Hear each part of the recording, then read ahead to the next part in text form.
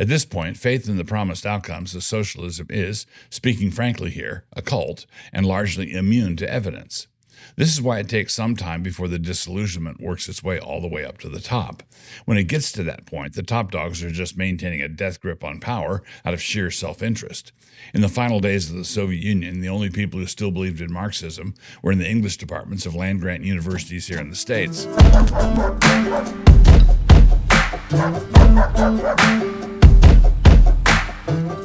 Introduction. So the adage goes this way. You can vote your way into socialism, but you're going to have to shoot your way out. As I agree with this entirely, it follows that I need to set for myself 2 tasks to be accomplished before I look at the last paragraph of this post, put down the sandpaper, and call it quits. My first task is to explain why socialism is essentially and inescapably bloody. Their rhetoric is all about sharing and contributions and compassion and paying your fair share. But the outworking of such highfalutin zeal invariably involves a large number of corpses. It is a guided tour through history's largest charnel house. The second task is to show how the language of shoot your way out is not irresponsible recklessness on my part, with my sober qualifications thus forestalling the need for the FBI to pay me one of their little visits. There will be blood. There are 2 reasons why socialism results in violence.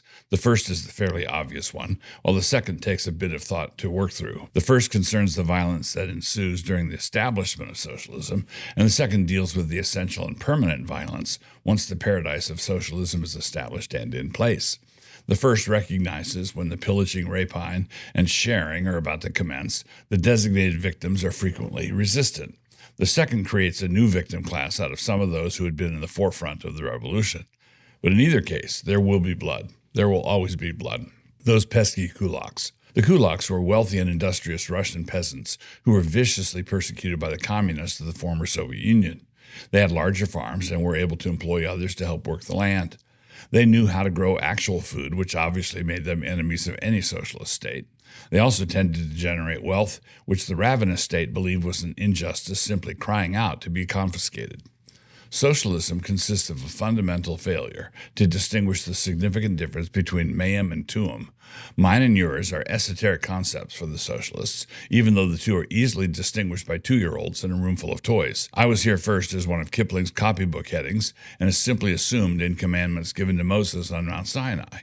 Just as the prohibition of adultery assumes the institution of marriage, so also the prohibition of theft assumes the institution of property. Now, obviously, in order to establish socialism in the first place, you need to go after the haves, and to do that effectively, you need to demonize them first. The haves naturally take this ill, and if they have the means to resist, they will do so. This makes them enemies of the golden future, as well as the future happiness of the have-nots. In order to fund the establishment of socialism, confiscation is the name of the game. That is why conflict is the name of the game. That is the first place where things can get bloody. But this is the violent aspect of socialism that is pretty obvious. It is especially obvious to those who have the kind of resources that are likely to be confiscated. They can see it coming. When things don't work out, socialism is the kind of bad idea that can only be maintained in the teeth of the evidence, which means that it can only be sustained by Hoffer's true believers. This is fairly easy to do for a time. In the process of establishing socialism, all the promises have to do with the future, which is just around the corner, and on top of everything else, the innate thievery of the human heart enables the revolutionary to go on. But when the revolution succeeds, there eventually comes a time when the people start asking, when will the grand and glorious promises come to fruition? When will that happen? Because socialism is such a bad idea, it doesn't work and can't work, and the promises never come to pass. When this starts to happen on the regular, and the failures start to pile up, ordinary people at the bottom become disillusioned. But even as the number of failures mount up, there will still remain some true believers at the top for a time. At this point, faith in the promised outcomes of socialism is, speaking frankly here, a cult, and largely immune to evidence. This is why it takes some time before the disillusionment works its way all the way up to the top. When it gets to that point, the top dogs are just maintaining a death grip on power out of sheer self-interest. In the final days of the Soviet Union, the only people who still believed in Marxism were in the English departments of land-grant universities here in the States. A joke is told about the time that Brezhnev was showing his mother around a swanky new dacha he had obtained, and she was getting increasingly worried as the tour continued. He finally asked her what was wrong, and she said, "But Leonid, what if the communists come back?" But prior to that point, the tenacity of the true believers when confronted with a wall of contrary outcomes is kind of admirable in a twisted kind of way. However, what this does is set up a kind of immovable object and irresistible force kind of conundrum. The irresistible force is the cult-like fervor of the true believer. This is the way. It has to be the way. All decent people know it to be the way. The immovable object is the way the world actually is, and the way things actually have to work. The law of supply and demand is like the law of gravity and not like speed limit laws.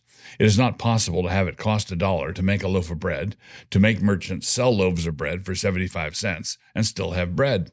It might be more equitable for water to flow uphill, and the people's parliament consequently decreed that it would henceforth be so. But lo, it is not so. The absolute belief is that this socialist 5-year plan will work. The incontrovertible fact is that it did not work. These two facts have themselves a head-on collision, and there is only one possible conclusion. There must be a traitor in the ranks. There has to be a saboteur. There was some form of wickedness that did this thing.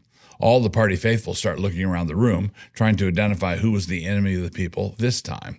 When he is identified, the purge begins, and Emmanuel Goldstein is ushered out of the room and excised. As long as socialists are in power, and as long as socialism continues to be stupid, which is continually, there will have to be scapegoats. This is why there will always be blood. Buy guns and ammo. So as the header says, buy guns and ammo. A friend might take me aside in order to say something like, urging people to buy guns and ammo is not the way to forfend any FBI visits. One understands this point of view, of course. This anticipates the next section, but this kind of concern illustrates how mainstream gaslighting works and how effective it has been. The received opinion is that voicing of any kind of guns and ammo talk in light of the political situation is extremist.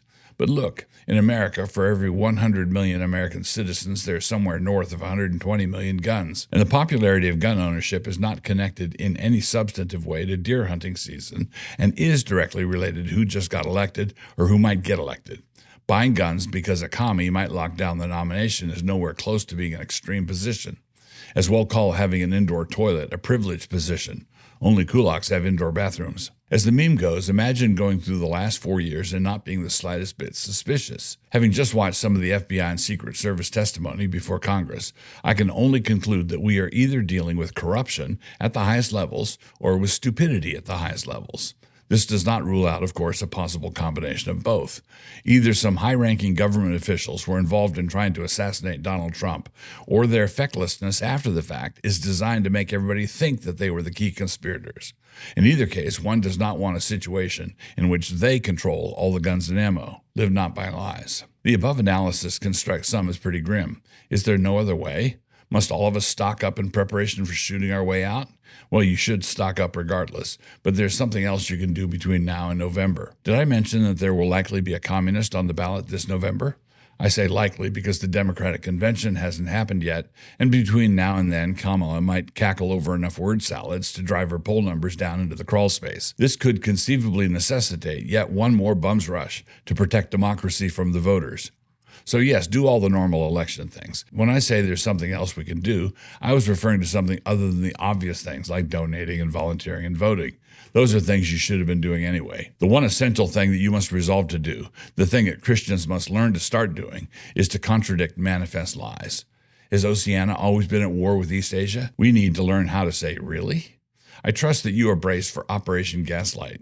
You are about to witness the power of propaganda, where the principalities of the media, by sheer dint of brazen and shameless lying, will try to convince millions of people that Kamala was never ever the border czar. That, my friends, is what we here at Fact Checkers Incorporated call misinformation. You know, fake news. What were you thinking? In response to this, we need to make it our disciplined practice to contradict all manifest lies. Kill every cockroach you see, whether it is a big one or a little one or an in-between one. Contradict them in whatever manner you deem best. It might be the horse laugh, could be a mere shake of the head, or it could be a long debate with your woke cousin. If you really want to make a statement, you could cancel your subscription to Christianity Today. Greetings all, my name is Douglas Wilson, the host of Man Rampant. Man Rampant is officially back with a new season on Canon Plus.